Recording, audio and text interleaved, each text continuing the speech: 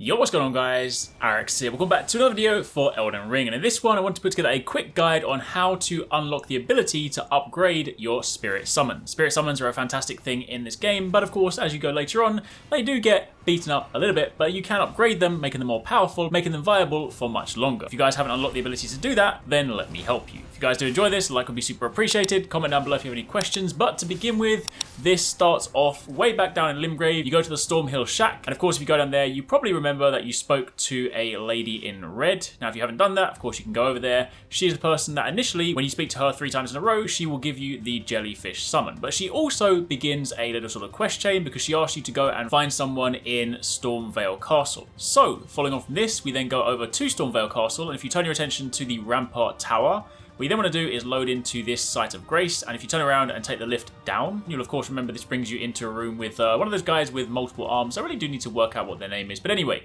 what's interesting here, or what's relevant here, is that if you turn right in this room, you will then go into another room where there are a pile of corpses and one of those giants hanging upside down. On top of that pile is a purple collectible. If I refer back to my early footage, this is located here. When you pick up this item, this is important. What you can then do is go back to Roderika, who is of course the lady in red. Now it's worth noting, for me personally, I completely forgot to do this, so I then went on and carried on with the game. I defeated Godric, and then when I went back to the shack, she was no longer there. In fact, there is just a golden seed there, but do not worry. If that happens, she will then move over to Round Table Hold. So whether you speak to her again at the shack or Round Table Hold, it doesn't really matter. Point is, now that you have this item, you go over and you speak to her. She'll talk about feeling a bit lost. Following that, you then go over and speak to the blacksmith, and there'll be a new option, which is to ask about Roderika. You speak to him, finish that dialogue, go back to her, tell her what the blacksmith said.